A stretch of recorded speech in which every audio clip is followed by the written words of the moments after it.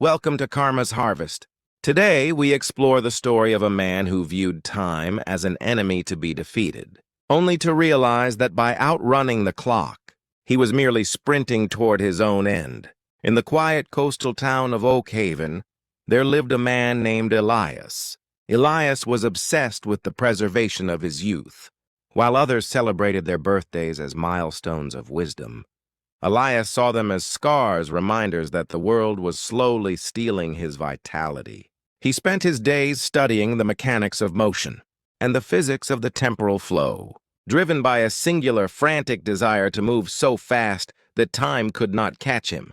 He believed that if he could break the barrier of natural pace, he could remain frozen in his prime. He didn't want to grow old. He didn't want the wrinkles, the gray hair, or the slowing of the heart. To Elias, life was a race, and time was the only opponent that mattered.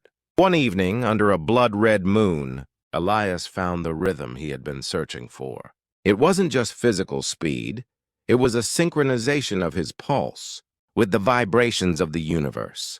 He began to run. At first it was exhilarating. He felt the wind become a solid wall behind him.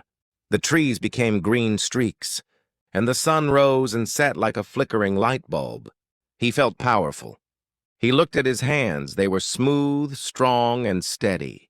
"I'm doing it," he thought. "I'm leaving time in the dust." But as he increased his pace, the world began to change. He saw a woman standing by a garden gate. He wanted to stop and speak to her, but his momentum was too great.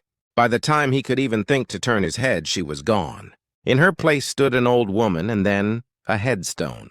He ran through the seasons. Spring flowers bloomed and withered in the blink of an eye. He saw a house being built, a family moving in, children playing in the yard, and then the house falling into ruin, all in the span of a few breaths. He was moving so fast that the present had become a blur. Elias began to feel a cold knot of dread in his stomach.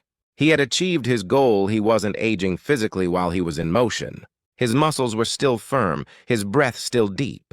But he was alone. He was a ghost haunting the fast lane of existence. He realized that by outrunning time, he was skipping the very substance of life. He was missing the laughter of friends, the warmth of a lover's hand, the taste of a slow-cooked meal, and the quiet peace of a Sunday afternoon. He tried to slow down.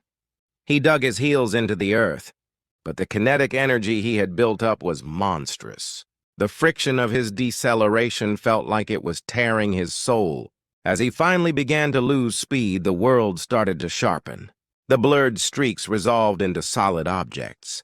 But as the world slowed down, time caught up with a vengeance. The years he had skipped didn't just disappear.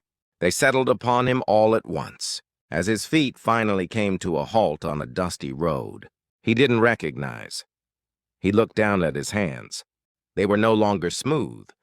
They were withered, spotted with age and trembling. His breath came in ragged gasps. His knees, once strong, buckled under a weight he hadn't felt seconds before. He reached for a nearby fence to steady himself.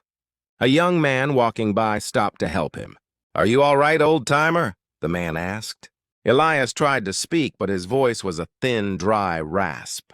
He looked into the young man's eyes and saw the very thing he had traded away, the spark of a life being lived in the moment. Elias had won his race against time. He had remained young for the duration of his flight, but the flight had lasted only a few minutes in his mind, while 60 years had passed for the rest of the world. He had arrived at the finish line of his life without ever having run the course. He sat on a bench and watched the sun. Set really watched it for the first time in what felt like an eternity.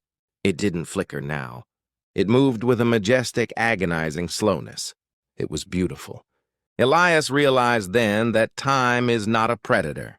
It is the soil in which our lives grow. Without the passage of hours, there is no growth. Without the ending of a day, there is no rest. By trying to save his life, he had spent it all in a single frantic heartbeat. As the stars began to poke through the velvet sky, Elias closed his eyes. He wasn't running anymore. He was finally, mercifully, exactly where he was supposed to be.